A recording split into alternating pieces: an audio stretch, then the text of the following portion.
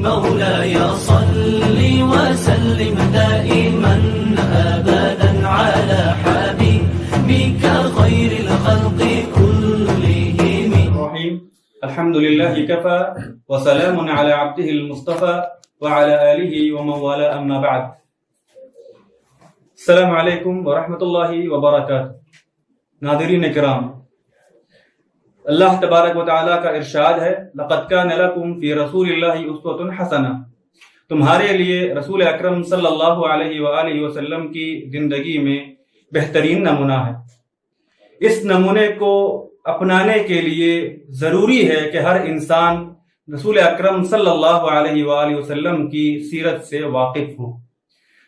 جس طرح سے کسی بھی چیز پر عمل کرنے کے لیے ضروری ہوتا ہے کہ اس چیز کے بارے میں معلومات رکھی جائے، اسی طرح سے جب ہم رسول اکرم صلی اللہ علیہ وآلہ وسلم کو نمونہ مانتے ہیں تو رسول اکرم صلی اللہ علیہ وآلہ وسلم کی سیرت کو جاننا بھی ضروری ہوتا ہے.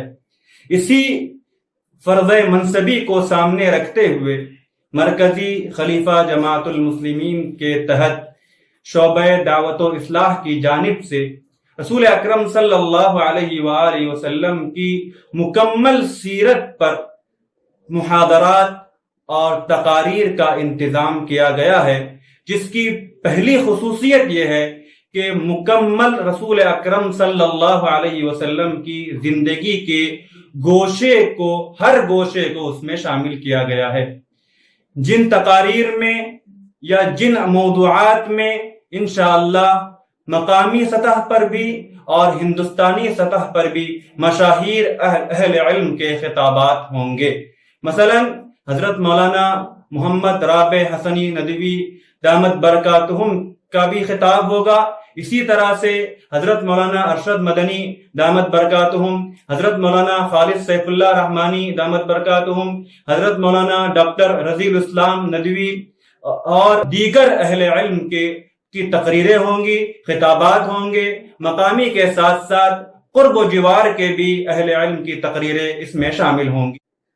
اللہ تعالیٰ سے دعا ہے کہ اللہ تعالیٰ اس مہم کو کامیاب فرمائے اور ہماری زندگی کے اندر سیرت النبی کے پہلو کو اجاگر کرے. سیرت النبی پر رسول اکرم صلی اللہ علیہ وسلم کے ساتھ رسول اکرم صلی اللہ علیہ وسلم کی ہدایات پر زندگی گزارنے کی ہمیں توفیق عطا فرمائے. کہ محمد سے وفا تو نے تو ہم تیرے ہیں، یہ جہاں چیز ہے کیا لوح و قلم تیرے ہیں. وآخر دعوانا الحمدللہ.